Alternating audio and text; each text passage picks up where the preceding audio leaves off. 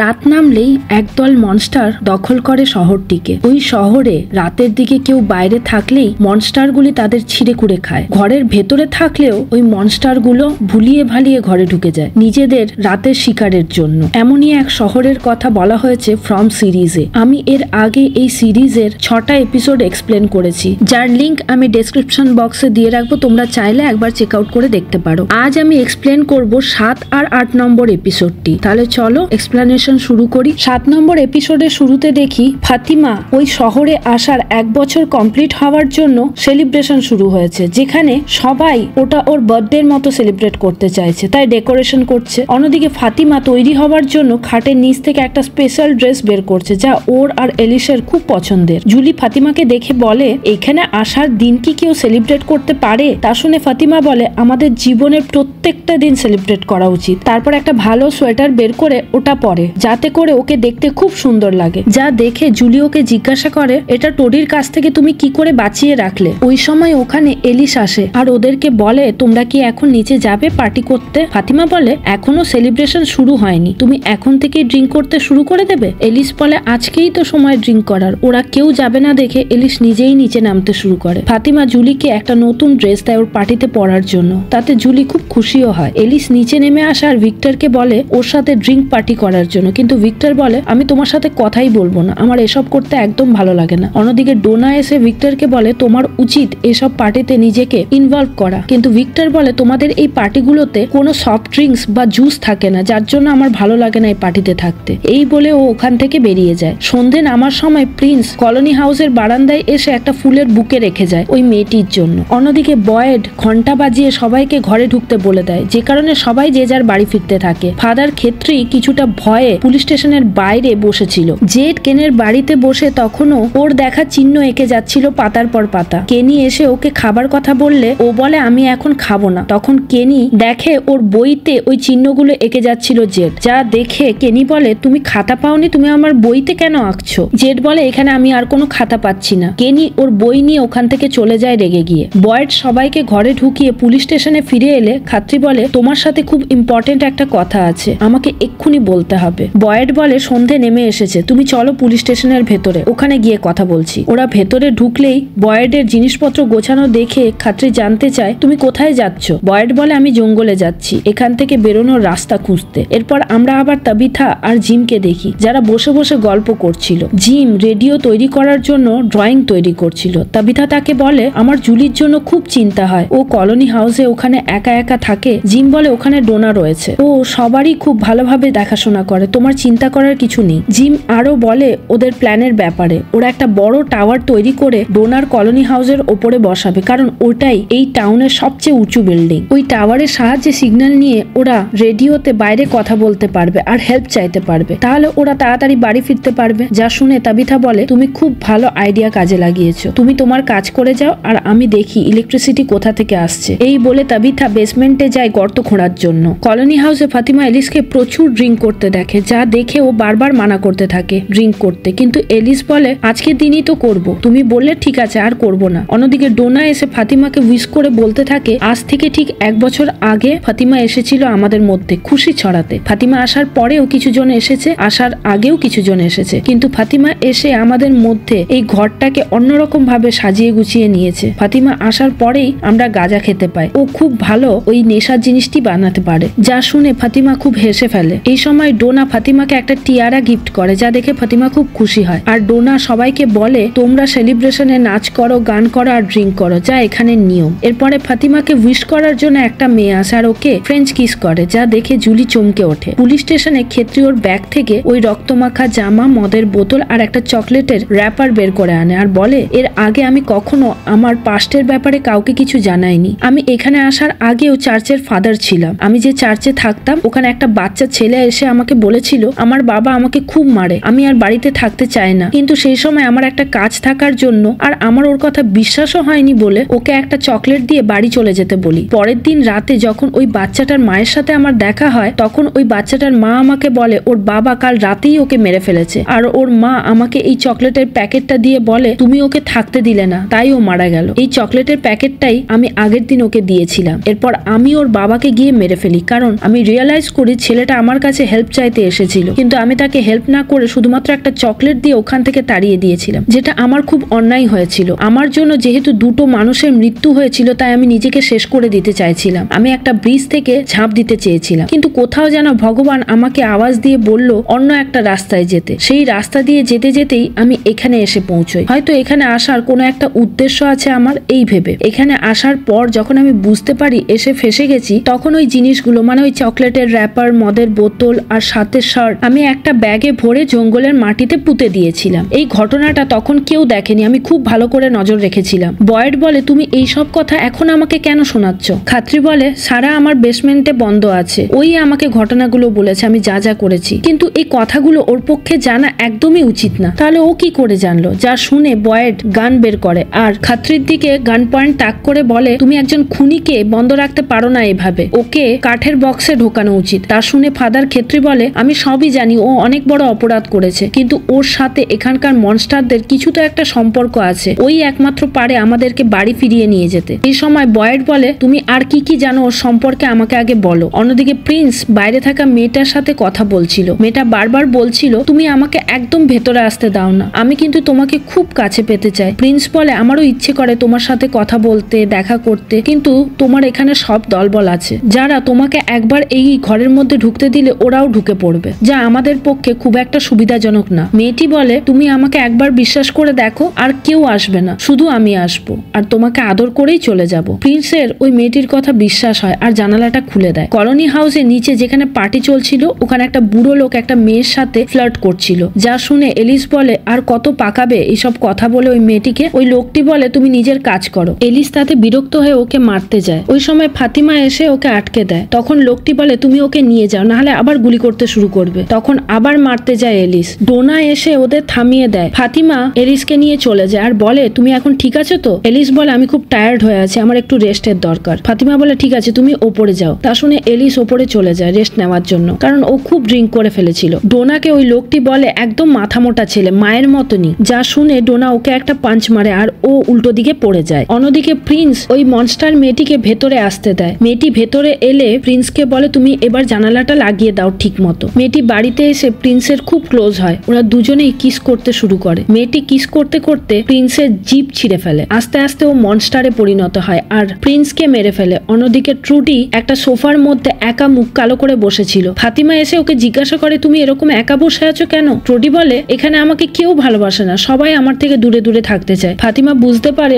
আসলে টোডি ওর সোয়েটারটার জন্যই ওরকম করছিল, তাই ফাতিমা ওর সোয়েটারটা খুলে টোডিকে দিয়ে দেয়। টোডি আনন্দে নাচতে নাচতে ওখান থেকে চলে যায়। সে সময় জুলি ফাতিমার কাছে এসে বলে, তুমি ওই মেয়েটিকে কিস করছিলে, তোমাদের মধ্যে কি কোনো সম্পর্ক আছে? যা শুনে ফাতিমা হাসতে থাকে আর বলে, আমার আর এলিসের মধ্যে ওপেন রিলেশনশিপ আছে, আর এইসব নিয়ে এলিস কিছু মাইন্ড করে না, এটা একটা ছোটখাটো ব্যাপার। তখন জুলি বলে বসে, তুমি কি আমাকে কিস করতে পারবে? যা শুনে চমকে ওঠে ফাতিমা আর ওর দিকে তাকায়। জুলি লজ্জা পেয়ে ওখান থেকে পালিয়ে যায়। পুলিশ স্টেশনে খাত্রী সারা কি কি করেছে তা বলতে থাকে আর বলে, মনস্টাররা ওর কানে কথা বলছিল, তখনই সারা এই ছবিটা আঁকে যা চকলেটের র্যাপারের মধ্যে ছিল, যা দেখে বয়েড বলে, সারা হয়তো মিথ্যে কথা বলছে। ফাদার জানায়, আমাকে তখন কেউই দেখেনি, তো সারা কি করে এই ড্রয়িংটা বানাতে পারবে? বয়েড বলে, সারা অনেকগুলো খুন করে ফেলেছে, আরো হয়তো করতে পারে, ওকে এভাবে ছেড়ে রাখা একদমই ঠিক হচ্ছে না। খেত্রী তখন বলে, তুমি তো জঙ্গলে যাচ্ছই উপায় খোঁজার জন্য, তুমি বরং সারাকে নিয়ে যাও। আমার মনে হয় সারার ওপর কোনো স্পেশাল পাওয়ার আছে, যার জন্য ওর সাথে মনস্টাররা কমিউনিকেট করছে। তুমি ওকে নিয়ে যাও, তোমারও হেল্প হবে আর একটা সঙ্গী পেয়ে যাবে। যা শুনে বয়েড হাসতে থাকে। ওই মেয়েটি প্রিন্সকে মেরে নিজের জামা পরিষ্কার করে জানালাটা খুলে দেয় সবার জন্য, যাতে সব মনস্টার ভেতরে ঢুকে বাকিদের শেষ করতে পারে। জুলি ভিক্টরের কাছে আসে। ওই সময় জুলি ওর ব্যাগ গুছোচ্ছিল, কাজে ব্যস্তই ছিল বলতে পারো। যেহেতু অনেক আগে ও এখানে এসেছিল, তাই জুলি ওকে অনেক কটা প্রশ্ন করে, ও কোনো উত্তর দেয় না ওই প্রশ্নের। কেনির বাড়িতে যে যখন খেতে বসেছিল, কেনি যে বইটা ওর কাছ থেকে নিয়েছিল, ওই বইটা ও উল্টে পাল্টে দেখছিল। ও দেখে ওই বইয়ের দুটো পেজ একসাথে জোড়া লাগানো আছে। ও ওই পেজটা খুলে দেখে একটা ফটো রয়েছে ওখানে। ওই ফটো দেখে কেনির মা চ্যাং বুঝতে পারে ফটোর পেছন দিকে যে রয়েছে সে আর কেউ না, ভিক্টর, কারণ ওর হাতে ভিক্টরের বক্সের মতোই একটা নীল বক্স ছিল। অন্যদিকে কলোনি হাউসে টোডি ফাতিমার ড্রেসটা পরে খুব খুশি ছিল। একটা রুমে ওই মনস্টার মেয়েটাকে হাসতে দেখে ও ভেতরে যায় কে জানার জন্য। ভেতরে গেলে মনস্টার ওকে ছিঁড়ে খুঁড়ে খায়। এরপর মনস্টাররা বেরিয়ে পুরো কলোনি হাউসে মানুষজনকে মারতে থাকে, যা জানার পর ওই কলোনি থেকে সবাই বাইরে পালাতে শুরু করে। ভিক্টর এত আওয়াজ শুনে বুঝতেই পেরেছিল, যেহেতু ও তৈরি হয়েই ছিল, ও একটা দড়ি বেঁধে নিচে নামতে থাকে আর জুলিকে ওর সাথে নিয়ে যায়। ওখান থেকে বেরোতে যাবে কিন্তু ফাতিমা দেখে এলিস নেই। ডোনা আর ফাতিমা সবাইকে বাঁচাচ্ছিল ওখানে। ফাতিমা বলে, এলিসকে আমি পাচ্ছি না, তুমি বাকিদের নিয়ে এগিয়ে যাও, আমি এলিসকে নিয়ে আসছি। ডোনা গাড়ি করে সবাইকে নিয়ে ওখান থেকে বেরিয়ে যায়। অন্যদিকে ভিক্টর দড়িতে করে জুলিকে নিচে নামিয়ে আনে। সামনের দিকে মনস্টারদের এগোতে দেখলে ভিক্টর বলে, আমাদেরকে এক্ষুনি জঙ্গলের মধ্যে চলে যেতে হবে, কারণ ভিক্টর ততক্ষণে হোয়াইট ড্রেস পরা ওই বাচ্চা ছেলেটিকে দেখতে পেয়েছিল, যা দেখে ও জুলিকে বলে, আমাদের ওর ওপর বিশ্বাস করতে হবে, না হলে ওই মনস্টার আমাদেরকে শেষ করে ফেলবে। যে কারণে ওরা জঙ্গলের দিকে পালিয়ে যায়। অন্যদিকে এলিসের আওয়াজ শুনে যখন ঘুম ভাঙে তখন দেখে বাকি সবাই বেরিয়ে পড়েছে, আর যারা বাকি ছিল তাদের মনস্টাররা খেয়ে ফেলেছে। ও একটা রুমের কাছে এসে দেখে ফাতিমার মতো হলুদ সোয়েটার পরে কেউ পড়ে রয়েছে, যাকে মনস্টাররা খেয়ে ফেলেছে। ও উল্টে দেখে ওটা ফাতিমা না, আসলে ওটা টোডি ছিল। যা দেখে ওখান থেকে ও পালাতে যাবে, তার মধ্যেই মনস্টাররা ওর ঘরের মধ্যে চলে আসে। মনস্টারের জন্য এলিস জানালা ভেঙে নিচে পড়ে যায়। নিচে ফাতিমা ওকে সামলায় আর ঘরের মধ্যে ঢুকে বাইরে থেকে দরজা বন্ধ করে দেয় আর একটা তালিশমান পাথর ঝুলিয়ে দেয়। এইভাবেই ওরা নিজেদেরকে বাঁচায়। ফাতিমা খুব দুঃখ পেতে থাকে যারা মারা গেল তাদের জন্য। এলিস ওই সময় বলে, আমি তোমাকে খুব ভালোবেসে ফেলেছি, তুমি আমাকে এইভাবেই আগলে রেখো। অনেক ওপর থেকে পড়ার জন্য এলিস ভীষণ চোট পেয়েছিল, যার জন্য যন্ত্রণায় কাতরাতে থাকে। অন্যদিকে ভিক্টর জঙ্গলের মধ্যে একটা ফার অ্যাওয়ে ট্রি দেখিয়ে জুলিকে বলে, তুমি এর ভেতর দিয়ে চলে যাও, ইথানের সাথে দেখা হলে বলবে সব শুরু হয়ে গেছে। এখানে জুলি প্রথমে ভয় পেতে থাকে, ভিক্টরের কথা বিশ্বাস করতে চায় না, কিন্তু মনস্টার এগিয়ে আসতে দেখলে ফার অ্যাওয়ে ট্রি দিয়ে কোনো একটা ঘরের বেসমেন্টে প্রবেশ করে। অন্যদিকে বয়েড আর ক্ষেত্রী নিজেদের মধ্যে কথা বলছিল। সেই সময় গাড়ির আওয়াজ পেয়ে ওরা বাইরে গিয়ে দেখে ডোনা গাড়ি নিয়ে এসেছে, যেখানে বয়েড জিজ্ঞাসা করতে থাকে, এলিসের অবস্থা কি, এলিসকে দেখতে পাচ্ছি না। ডোনা বলে, এলিসকে আমরা খুঁজে পাইনি, যারা বেঁচে ছিল তাদের নিয়ে এসেছি। যারা বেঁচে ছিল তাদেরকে পুলিশ স্টেশনে ঢুকিয়ে দেয়, কারণ মনস্টাররা ওদের পেছন পেছন হেঁটে হেঁটে আসছিল। সবাইকে ঢোকানোর পর ক্ষেত্রী পেছনে রয়ে যায় আর ওর ওপর একটা মনস্টার অ্যাটাক করে। ওই মনস্টারের ওপর কোনো রকমে গুলি করে স্টেশনের ভেতরে নিয়ে আসে ক্ষেত্রীকে, কিন্তু ততক্ষণে ক্ষেত্রীর অবস্থা খুবই খারাপ হয়ে গিয়েছিল। প্রেয়ার করতে করতে ওখানেই ক্ষেত্রী মারা যায়। ক্ষেত্রীর মৃত্যুতে বয়েডের সাথে সাথে ওখানে উপস্থিত সবাই খুব দুঃখ পায়। আর এখানেই 7 নম্বর এপিসোড শেষ হয়। 8 নম্বর এপিসোডের শুরুতে দেখি বয়েড জঙ্গলে যাওয়ার জন্য ব্যাগপত্র গুছোচ্ছিল। তখন ওখানে কেনি পৌঁছয় আর বলে, কালকের ঘটনা আমি সবই শুনেছি, এই কারণে কলোনি হাউসের সবাই খুব ভয় পেয়ে আছে, আমাদের উচিত একটা মিটিং করে সবাইকে ডেকে একটু আশ্বাস দেওয়া। এ সময় বয়েড বলে, কালকে আমাদের বাঁচানোর জন্যই ক্ষেত্রী তার জীবন দিয়ে দিয়েছিল, ও সবসময় আমাদের বাঁচিয়ে এসেছে। কেনি কিছু বলতে যাবে তার আগেই বয়েড বেরিয়ে যেতে থাকে। কেনি জিজ্ঞাসা করে, তুমি এখন কোথায় যাচ্ছ? বয়েড বলে, আমার কাজ আছে। কেনি বলে, এর থেকেও জরুরি কাজ? বয়েড বলে, এরপর থেকে আমি জঙ্গলে গেলে তুমি এখানে শেরিফ, তুমি নিজের ডিসিশন এবার থেকে নিজেই নাও, আমাকে এর মধ্যে আর ইনভলভ করো না। এরপর সিন আবার পাস্টে ব্যাক করে, যেখানে আমরা দেখি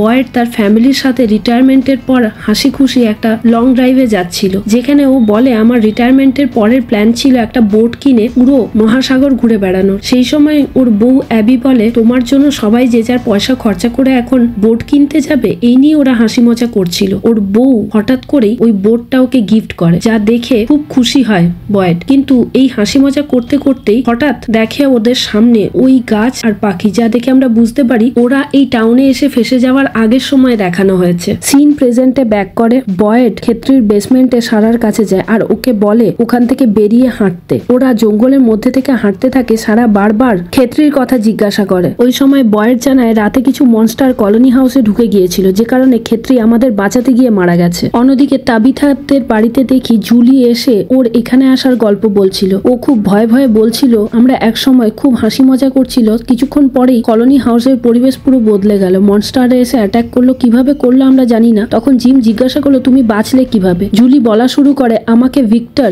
জানালা দিয়ে নিচে নামতে বলে আর জঙ্গলের মধ্যে পাঠিয়ে দেয়। ওখানে একটা গাছের মধ্যে আমাকে ঢুকতে বলে, ওখানে ঢুকেই আমি এই ঘরের মধ্যে পৌঁছে যাই। কিভাবে আসলাম আমি নিজেও জানি না। যা শুনে ইথান বলে, ওটা তো ফার অ্যাওয়ে ট্রি, আমাকে ভিক্টর অনেক আগেই এটা দেখিয়েছিল, বলেছিল এই গাছের মধ্যে দিয়ে আমরা এক জায়গা থেকে অন্য জায়গায় খুব ইজিলি যেতে পারি, কিন্তু কে কোথায় যাব তা আগে থেকে আমরা বলতে পারি না। জুলির খুব মেন্টাল ব্রেকডাউন হয়, তাই ও আপসেট হয়ে পড়েছিল। ওকে তাবিথা সামলাতে থাকে। ইথান গিয়ে ওকে জানায় মা বেসমেন্টে গর্ত খুঁড়ছে, কোথা থেকে আমাদের ইলেকট্রিসিটি আসছে তা জানার জন্য। জুলি আরো ভেঙে পড়ে। ওই সময় ওখানে জেট পৌঁছে যায় আর জুলির কাছ থেকে জানতে চায়, তোমার সাথেই তো ভিক্টর বেরিয়েছিল, সবাই বলছে তুমি জানো ভিক্টর কোথায়? জিম ওকে বাইরে বের করে আনে আর বলতে থাকে, তুমি জানো ওর মেন্টাল পরিস্থিতি কিরকম, তুমি ওকে বিরক্ত করো না, আমার মেয়ের থেকে দূরে থাকো। জেট তাও নাছরবান্দা হয়ে ওর সাথে কথা বলতে যায়। তখন জিম বলে, তুমি কাল আমাকে ওই অবস্থায় একা ফেলে রেখে চলে গিয়েছিলে সাইকোর মতো। তোমার মনে হয় তোমার এখন আমার মেয়ের সাথে কথা বলা উচিত? আর তোমাকে জানানো উচিত ওই সিগন্যাল কাজ করেছিল, কিন্তু আওয়াজ খুব বেশি হচ্ছিল। আমার মনে হয়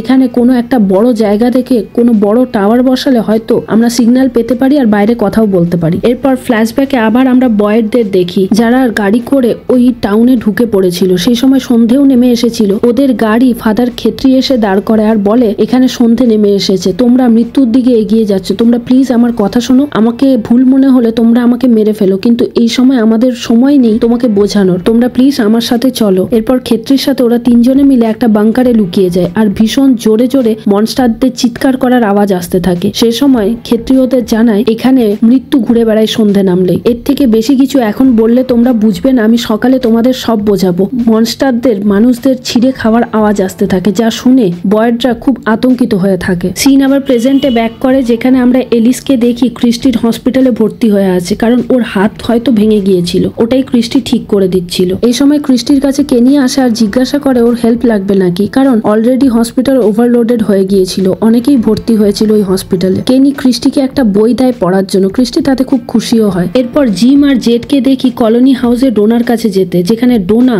সব লাশগুলোকে এক জায়গায় করে কবর দেওয়ার ব্যবস্থা করছিল। ডোনাকে এসে ওরা জানায় আমরা চাই তোমার কলোনি হাউস ইউজ করতে। কলোনি হাউসে একটা টাওয়ার বসিয়ে ওই টাওয়ারের মাধ্যমে সিগন্যাল এনে বাইরে রেডিওর মাধ্যমে আমরা খবর পাঠাতে চাই। রেডিওর মাধ্যমে অনেক দূর দূর সিগন্যাল পাঠানো যেতে পারে, তাই আমরা চেষ্টা করে দেখতে চাই, হয়তো আমরা সফল হতে পারি। ডোনা বলে আমার 14 জন লোক মারা গেছে এখানে কালকে, তোমাদের যা মন চাই করো, এমনিতেও কলোনি হাউসে এখন কিছুদিন কেউ আসবে না, তোমরা এই সময়টাকে ব্যবহার করতে পারো। এরপর সিন আবার ফ্ল্যাশব্যাকে যায়, যেখানে আমরা দেখি বয়েডরা সকাল হলেই ওদের বাংকার থেকে বেরিয়ে দেখে চারিদিকে লাশের ছড়াছড়ি, যা দেখে ওরা খুব ভয় পেয়ে যায়। খেত্রি ওদের ডাইনারে নিয়ে যায় আর বোঝাতে থাকে এখানে আমরা রোজ বাঁচার চেষ্টা করতে থাকি, প্রতি রাতে আমরা লুকিয়ে যাই বাংকারে, আর সকাল হলে বেরিয়ে দেখি শয়ে শয়ে লাশ পড়ে আছে। যা শুনে বয়েড বলে এইভাবে তো চলতে পারে না, আমাদের উচিত একটা সিস্টেমে কাজ করার, আমি যেহেতু মিলিটারিতে ছিলাম আমি এটার ব্যবস্থা করে দিচ্ছি। এরপর সবাইকে একসাথে এনে একটা সিস্টেমে আনা শুরু করে, সব রেশন এক জায়গায় আনা হয়, কোথায় কোথায় লুকোনো হবে সেই সব ব্যবস্থা করা হয়। এইভাবেই টাউনে সবাই একসাথে থাকতে শুরু করে। অন্যদিকে বয়েড সারাকে নিয়ে জঙ্গলের মধ্যে একটা ঘরে আটকে রেখে বলে তুমি এখানেই থাকো, আমি শহরের কাজ সেরে এখানে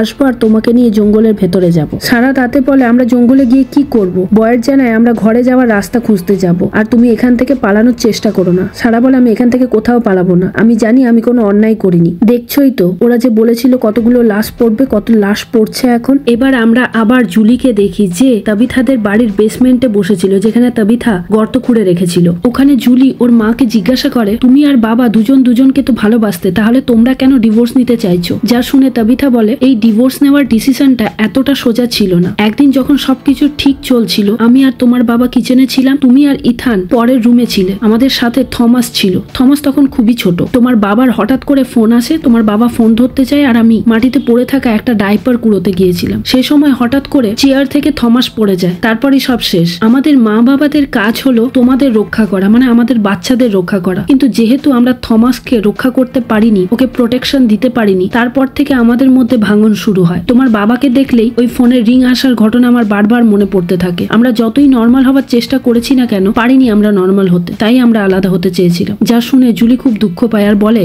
এই কথাগুলো আমাদের আগে বলনি কেন? তাবিথা বলে তুমি এখনো অনেক বাচ্চা আছো, যেদিন মা হবে সেদিন বুঝবে। এরপরে আমরা ডাইনারে দেখি সবাই মিলে খুব ঝগড়া করছে ডাইনার থেকে জিনিসপত্র নেওয়ার জন্য। মিসেস চ্যাং ওদের আটকাচ্ছে। ওই সময় বয়েড গেলে ওই লোকগুলো বলতে থাকে কলোনি হাউসে যারা ছিল তারা এখন আমাদের ঘরে ঢুকে পড়েছে, আমাদের রেশন খাচ্ছে, আমরা কোথা থেকে পাবো? আমাদেরকে এবার ডাইনার থেকে কাঁচা মালগুলো সংগ্রহ করতে হবে, নাহলে আমরা বাঁচতে পারবো না। এই সময় বয়েড যায় আর ওদের বোঝাতে থাকে এইভাবে চললে চলবে না, আমরা দেখছি কি করা যায়। কলোনি হাউসদের লোকেরা এখন থাকবে কোথায়? এত লোক একসাথে থাকারও তো অসুবিধা, কলোনি হাউস এখনো ঠিকঠাক হয়নি, আমরা দেখছি কি করা যায়। সিন আবার পাশে ব্যাক করে, যেখানে দেখানো হয় বয়েড আর খেত্রি দাঁড়িয়ে কথা বলছে, ওরা কিভাবে এই শহরটাকে সাজিয়ে তুলবে সেই নিয়েই কথাবার্তা বলছে, মানে রেশন কোথা থেকে আনবে, কে কোথায় লোকাবে, এইসব। সে সময় এলিসের মাকে দেখে এলিস খুব আত্মমগ্ন অবস্থায় রয়েছে, যেন কিছু ভাবছে। ওর মাকে জিজ্ঞাসা করলেও বলে না না সব ঠিক আছে, কথাটা এড়িয়ে যায়। তাতে এলিসের একটু সন্দেহ বাড়ে। সিন আবার বর্তমানে ব্যাক করে, যেখানে বয়েড পুলিশ স্টেশনে এসে দাঁড়িয়েছিল,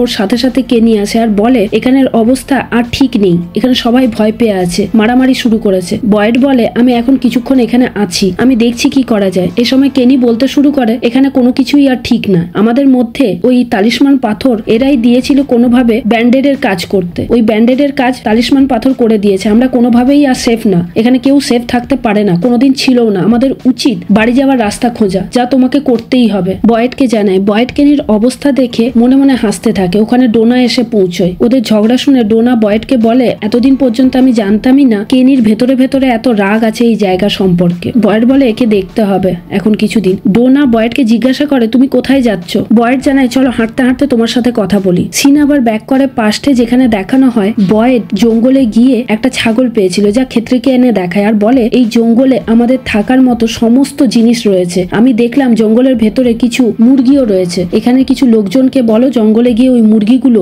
আর ছাগলগুলোকে এক জায়গায় এনে একটা খামার মতো বানাতে। আর এও বলে, আমি এখন জঙ্গলে যাচ্ছি আরো কি কি জিনিস পাওয়া যায় তা দেখার জন্য। সে সময় বয়েডের কাছে এলিস আসে আর বলে, এখন জঙ্গলে না যেতে, মায়ের অবস্থা খুব একটা ভালো না, কয়েকদিন ধরেই লক্ষ্য করেছে ও। যেহেতু এখানে বয়েড রেশন নিয়ে খুব ব্যস্ততার মধ্যে আছে, তাই ওর বাবাকে জানানো হয়নি। তাই এলিস এসে বলে, তুমি আজকের জন্য দাঁড়িয়ে যাও আর মাকে একটু সামলাও, মায়ের অবস্থা ঠিক নেই। বয়েড বলে, তোমার মা মেরিনে চাকরি করতো, ও আয়রন লেডি, ও সবকিছু ম্যানেজ করে নেবে। এখানের অবস্থা ভালো না আমরা সবাই জানি, সবাই আমরা ভয় পেয়ে আছি। আমাকে আগে এখানের রেশনের ব্যবস্থাটা করে নিতে দাও, তারপরে দেখছি। এলিস তাও মানতে চায় না, কিন্তু বয়েড বলে, তুমি তোমার মাকে সামলাও, আর 4 ঘন্টা আছে অন্ধকার হওয়ার থেকে। আমি তার মধ্যে জঙ্গলে গিয়ে যতটা পারি সংগ্রহ করে আনি। এর মাঝখানে দেখি অনেকেই ওখান দিয়ে সবজিপত্র যাওয়া নিয়ে আসা করছে, মানে ওখানে রেশনের একটা পার্মানেন্ট ব্যবস্থা করে নিয়েছিল তখন। এরপর ওই দিনই বয়েড জঙ্গলের ভেতরে যায় আর মার্ক করতে থাকে, কিন্তু ওখানে একটা কুকুর এসে দাঁড়ায় ওর সামনে, যা দেখেও বুঝতে পারে এটা হয়তো কারো পোষ্য কুকুর। ও কুকুরটাকে আদর করতেই যাবে, কিন্তু সেই সময় কুকুর কোনো আওয়াজ পেয়ে ওখান থেকে পালিয়ে যায়। ওর পেছন পেছন বয়েডও দৌড়তে শুরু করে, তারপরে পথ হারিয়ে ফেলে। যেহেতু ওখানে সন্ধে নামলেই বিপদ, রাস্তা খুঁজতে খুঁজতে দেখে সন্ধে নেমে এসেছিল। সাথে ওই মনস্টারদের আওয়াজও আসতে থাকে। হঠাৎ পিছোতে পিছোতে বয়েড একটা গুহার মধ্যে ঢুকে যায়। ওখানে মনস্টাররা ওকে ঘিরেই ফেলেছিল, কিন্তু ওই গুহায় ঢুকে যাওয়ার ফলে ওকে আর অ্যাটাক করে না কোনো মনস্টার, ওরা চলে যায় নিজের মতো করে। সেখানে দেখে বয়েড কিছু পাথর আছে, বিভিন্ন জিনিসপত্র আঁকা, যা দেখে বুঝতে পারে এই পাথরের জন্যই হয়তো মনস্টাররা ওর ওপর অ্যাটাক করলো না। সেই থেকে মনস্টারদের জন্য তালিসমান পাথর আবিষ্কার করলো বয়েড। এরপরে সিন আবার প্রেজেন্টে ব্যাক করে, যেখানে বয়েড ওর ছেলের সাথে দেখা করতে যায়, কারণ ও খুব চোট পেয়েছিল তাই। ওখানে গিয়ে বয়েড জানায়, আমি জঙ্গলে যাচ্ছি, আমি জানি না আমি ফিরতে পারবো কিনা, কিন্তু তোমার যেন কোনো আফসোস না থাকে আমার সাথে দেখা হলো না বলে, কিংবা আমাকে কোনো কথা বলা হলো না বলে, তাই আমি তোমার সাথে আজকে দেখা করতে এসেছি। তোমার কি কিছু বলার আছে? এখানে দেখি এলিসের খুব রাগ থাকে ওর বাবার ওপরে, আর বলে, গতবার জঙ্গলে গিয়ে কি হয়েছিল মনে আছে তো, আবার তুমি চাও এটা করতে? এখনো পর্যন্ত আমরা জানি না জঙ্গলে কোনো রাস্তা আদৌ আছে কিনা এখান থেকে বেরোনোর। বয়েড বলে, তুমি আমার ছেলে, আমি জানি তুমি এখানে সবকিছু ম্যানেজ করে নিতে পারবে, আমি না থাকলেও। তোমার জন্মের পর থেকে এমন একটা দিন যায়নি যে তোমার কথা চিন্তা করিনি, আমি জানি তুমি সবকিছু পারবে, বলে ওখান থেকে বয়েড বেরিয়ে যায়। এখানে আমরা জানতে পারি না কেন এলিস ওর বাবার ওপর এত রেগে থাকে, কিছুক্ষণ পরেই তা জানবো। এরপর বয়েড ওখান থেকে বেরিয়ে এলে ডোনা বলে, তুমি সত্যিই চলে যাচ্ছ? বয়েড বলে, হ্যাঁ এখনের মতো তো তাই জানি। ডোনা জানায়, তুমি অনেক কিছু সহ্য করেছো এখানে, আমরা সবই জানি, তুমি তাড়াতাড়ি ফেরত এসো, আমি জানি তুমি আসবে, বলে ওকে গুড বাই জানায়। অন্যদিকে ফাতিমা এলিসের কাছে যায় আর বলে, তোমার বাবা এখানে থেকে অনেক কিছু সহ্য করেছে, ওই দিনের পর থেকে তোমার বাবা প্রত্যেক দিন তোমার মুখ শুনছে, তুমি জানো না তোমার বাবাও কত কষ্ট পেয়ে আছে। আমরা যতদূর বয়েডকে জানি, বয়েড নিজের সমস্ত ক্ষমতা দিয়ে সব ঠিক রাখার চেষ্টা করে। আর যদি তুমি তোমার বাবার সাথে না যাও তাহলে সারা জীবনের মতো মাথা কুড়ে মরবে, কিন্তু তোমার বাবাকে আর পাবে না হয়। সিন আবার ফ্ল্যাশব্যাকে যায়, যখন বয়েড তালিসমান পাথর নিয়ে টাউনে ফেরত আসতে থাকে সবাইকে দেখানোর জন্য। সে সময় ও জঙ্গল থেকে বেরিয়েই গুলির আওয়াজ পায়। সামনে এগিয়ে দেখে অ্যাবি সবাইকে ধরে ধরে গুলি করে মারছে আর বলছে, আমরা কোনো বাস্তব জগতে নেই, স্বপ্ন দেখছি হয়তো, আমি সবাইকে ঘুম ভাঙিয়েই ছাড়বো। তাই ও একের পর এক গুলি করতে থাকে আর বলতে থাকে, এই জায়গাটা কারোর জন্যই সেফ না। পেছন দিক থেকে বয়েড এসে বলতে থাকে, তুমি এটা কি করছো? আমি জানি তুমি এখন স্ট্রেসে আছো, এই জায়গার জন্য হয়তো কিছুটা, কিন্তু একটু চিন্তা ভাবনা করে দেখো আমরা সবাই বেঁচে আছি, এভাবে মানুষ মারছো কেন? তুমি একটু মাথা ঠান্ডা করো। কিন্তু অ্যাবি কোনো কথা শুনতেই রাজি ছিল না। সে সময় অ্যাবি ডোনাকে মারতে চেয়েছিল। বয়েড ওই সময় বোঝানোর চেষ্টা করে যে আমরা এখান থেকে বেঁচে থাকতে পারবো, আসলে প্রতি রাতে এত মনস্টার মানুষ মারছিল যে ওর স্ট্রেস আর নিতে পারছিল না অ্যাবি। তাই ও বলতে থাকে, না আমরা এখানে থাকলে এমনিতেও বাঁচতে পারবো না, তার থেকে আমাদের ঘুম ভেঙে যাওয়া ভালো। তাই ও গুলি করছিল। তালিসমান পাথরের কথা বয়েড বলতেই যাবে, তার আগে এলিস এসে ওর মাকে ডাকতে থাকে। অ্যাবি এলিসকে সামনে পেয়ে ওকেই মারতে যায়, যা দেখে বয়েড নিজের ছেলেকে বাঁচানোর জন্য বাধ্য হয়ে অ্যাবিকে গুলি করে মেরে দেয়। এই কারণেই এলিস ওর বাবার ওপর রেগে থাকে। ওর বাবা যদি সঠিক টাইমে ওর মায়ের ওপর ধ্যান দিত তাহলে হয়তো এরকমটা হতো না বলে ও মনে করে। সিন বর্তমানে ব্যাক করে এবারে বয়েড সমস্ত ব্যাকপ্যাক নিয়ে জঙ্গলের দিকে এগোতে থাকে। পেছন থেকে এলিস এসে ওকে ডাকে আর বলে, আমি শহর থেকে তোমার পেছন করছি। আমার তোমার ওপর রাগ করে থাকার কোনো অধিকার নেই, কিন্তু আমি মায়ের মৃত্যু কিছুতেই ভুলতে পারি না। যদিও এতে তোমার কোনো ভুল ছিল না বা অন্যায় ছিল না, আমাকে বাঁচানোর জন্যই তুমি এসব করেছিলে। বয়েড বলে, হ্যাঁ আমি বুঝতে পেরেছি। তুমি এই অবস্থায় এখানে এলে কেন? তুমি শহরে ফেরত যাও। এলিস বলে, কাল আমি তোমার খুঁজে পাওয়া তালিস্মান পাথরের জন্যই আসলে বেঁচে গিয়েছিলাম, না হলে আমার কালকে বেঁচে থাকার কোনো উপায় ছিল না। চারিদিক থেকে মনস্টার আমাদের খেয়েই ফেলছিল প্রায়। তুমি আমাকে ক্ষমা করে দিও। আর একে অপরকে জড়িয়ে ধরে খুব ইমোশনাল হয়ে পড়েছিল এই সময়। বয়েড বলে, তুমি শহরে ফিরে যাও, আমাকে জঙ্গলে এখন যেতেই হবে। এলিস ফিরে আসার আগে সারাকে দেখতে পায় আর দেখে আশ্চর্য হয়ে যায় ওর বাবার সাথে ও এখানে কি করছে। বয়েড বলে, আমার ওপর ভরসা রাখো, ফিরে এসে তোমাকে সব বলবো, তুমি এখন শহরে ফেরত যাও। এলিস ফেরত চলে যায় আর বয়েড মালপত্র নিয়ে সারার কাছে আসে। এর পরের সিনে দেখি কেনি সমস্ত মানুষকে এক জায়গায় করে বলতে থাকে, আমাদের বাড়ির রাস্তা খোঁজার জন্য জঙ্গলে গেছে বয়েড। আমাদের কলোনি হাউসের বাড়িটাও এখন আর নেই। সবাইকে তার বাড়িতে কোনো রকমে অ্যাডজাস্ট করে থাকতে হচ্ছে। আমরা চেষ্টা করছি যেভাবেই হোক সমস্ত কিছু আগের মতো নর্মাল করার, কিন্তু এখনকার পরিস্থিতি খুব একটা সুবিধার না। তা আমাদের সবাইকেই বুঝতে হবে, বিশেষ করে কলোনি হাউসের লোকেদের। ডোনা বলে, আমাদেরকে একটু ভেবেচিন্তে এখানে থাকতে হবে, সবার সাথে কোঅপারেট করে, ঝগড়াঝাটি না করে। জিম এর মধ্যে সবাইকে এসে জানায়, বাড়ি যাওয়ার জন্য সবাই নিজের মতো চেষ্টা করছি আমরা। আমি চাই কলোনি হাউসে একটা টাওয়ার দাঁড় করিয়ে ব্যাটারির সাহায্যে সিগন্যাল নিয়ে বাইরে কারোর সাথে কথা বলতে, যদি কোনো হেল্প পেতে পারি। তাই আমি তোমাদের বলতে চাই, তোমরা সবাই আমাকে এই কাজে একটু হেল্প করো, যাতে যত তাড়াতাড়ি সম্ভব আমরা বাড়ি ফিরে যেতে পারি। অন্যদিকে কলোনি হাউসে দেখি সবাই জিমের হেল্প করতে থাকে, যাতে তারা বাড়ির দিকে এগিয়ে যেতে পারে। আর বয়েড সারার সাথে জঙ্গলে এগিয়ে যেতে থাকে। এখানেই এপিসোড 8 শেষ হয়। ভালো লাগলে তোমরা আমার চ্যানেলটিকে প্লিজ একটু সাবস্ক্রাইব করে দিও। এরপরে যত তাড়াতাড়ি সম্ভব আমি লাস্ট দুটো এপিসোড এক্সপ্লেন করার চেষ্টা করছি, তারপরে একসাথে আপলোড করব। Thanks for watching.